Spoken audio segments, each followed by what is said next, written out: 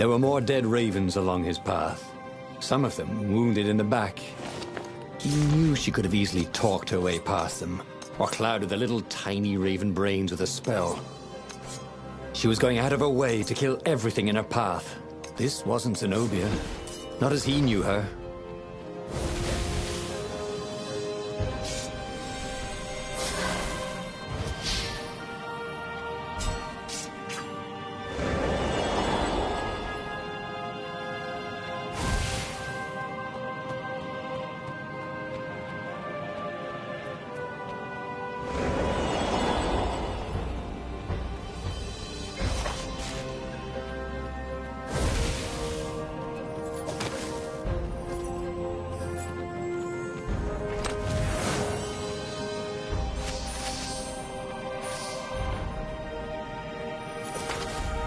The portal was heavily guarded. Let's go someplace that you didn't want to go.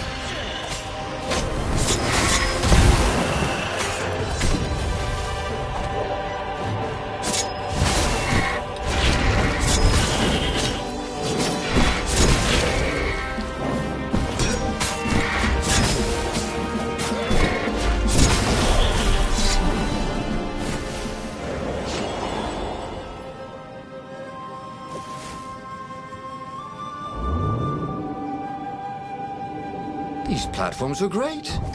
Renato wanted one for his house.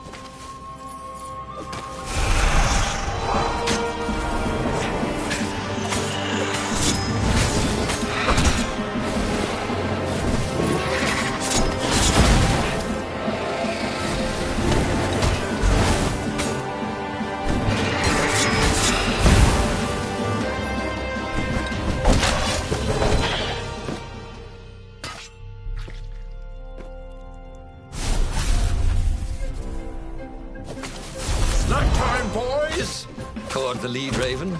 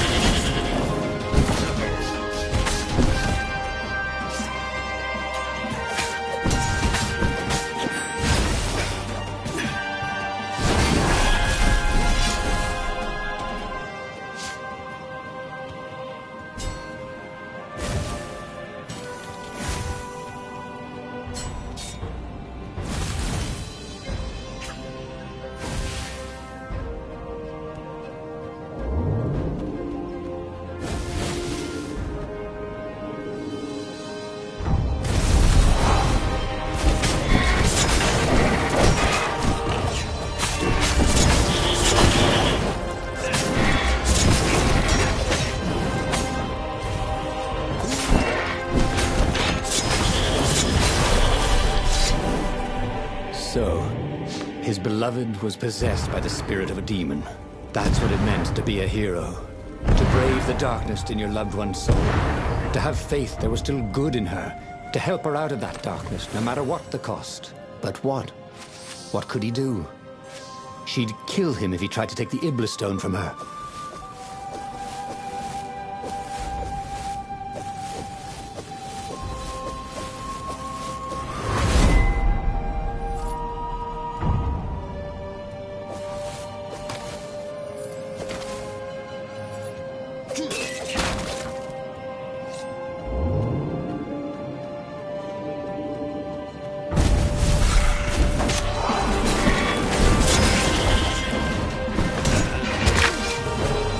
To everything, there is a season.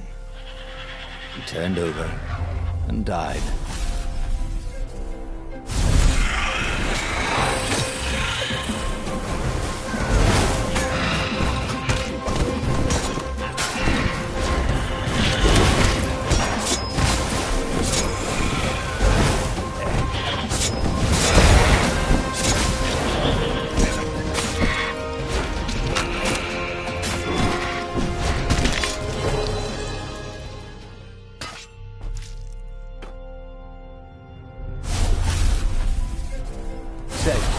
you guys fix some life insurance?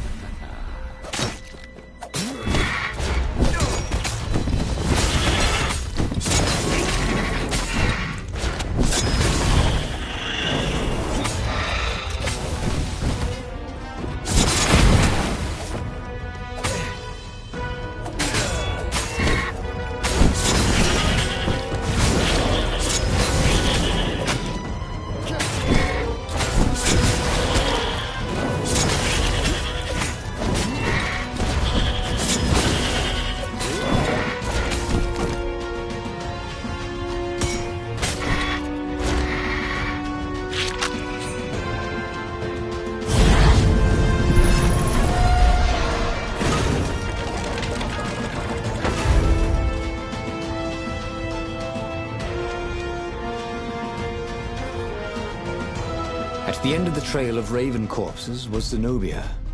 Her father was frantically rigging a strange apparatus wrapped around a glowing core. "Don't do it!" he shouted. "You'll hate yourself in the morning! Stay back!" She screamed in a horrible voice he'd never heard before. It froze him in his tracks. The Emperor stared at him. "Run!" he told the toad. "Or hop!" But he didn't manage to voice it, only think it. Zenobia stabbed her blade forward, and His Majesty fell dead. She began laughing hysterically. Or was she weeping? "Just walk away," she laughed at him. "I've no more use for you." There was something he needed to do, but he couldn't figure out what it was. So he did as he was told. As he walked away, he felt a chill in the world. The light in the sky seemed to dim. He didn't dare turn. He had a nagging feeling there was something he should have done just then. Something heroic. But he could not have taken the Iblis stone from her by force, and she would not have parted with it willingly. A cold wind blew from where she had been, but he still didn't dare turn. And then, an awful laughter filled the air, and all the torches and all the ships went out, and he realized what he should have done. But by then, it was too late to do anything. He should go back to some he'd faced before. Maybe there were new paths that had opened up, like those doors he was opening up all over the map that took him to new treasures and around his enemies. But he'd learned another true thing. Zenobia still had feelings for him.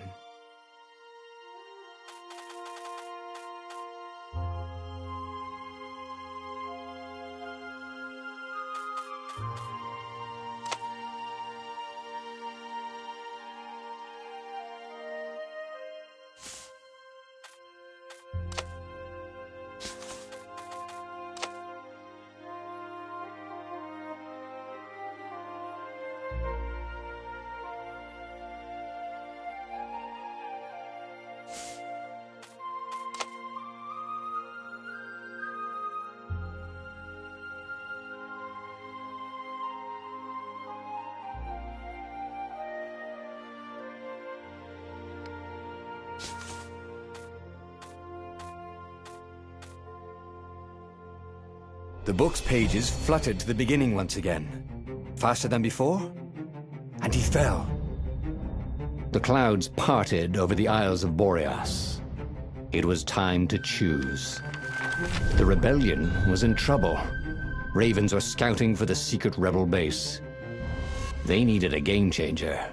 Pieces of the Sky Ripper had surfaced. Renata knew that using it could go catastrophically wrong. But he was sure he could figure out how to use it safely. Also, a temple had risen out of empty desert. The Iblis Stone was hidden there. It was a dangerous artifact. It could corrupt its user into a bloodthirsty monster. Maybe he could find a way to use it, to take its power without surrendering to its wickedness. And also, his old friend Lupino needed rescuing. Of course, Renato had a pretty strong suspicion that Lupino had betrayed the rebellion, and he had a gut feeling that he needed to use that to his advantage.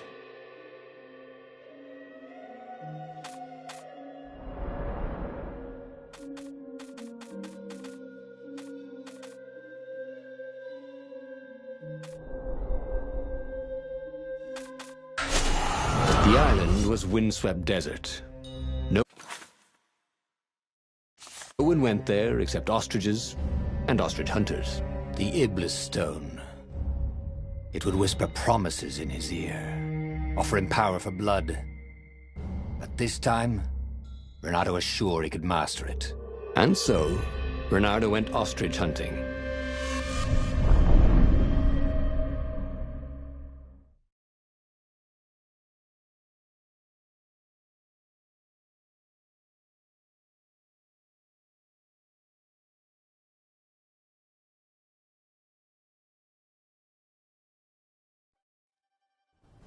Every child could sing verses about the Sky Ripper, but ancient codices held hints of other things. A stone that ate souls, a ruby that drank blood, a jewel only a righteous man could give away. Were all these things the Iblis Stone? Long hidden in a buried temple? Another ancient item that was only resurfacing now? Drawn up from the deeps by the Emperor's horrific rituals?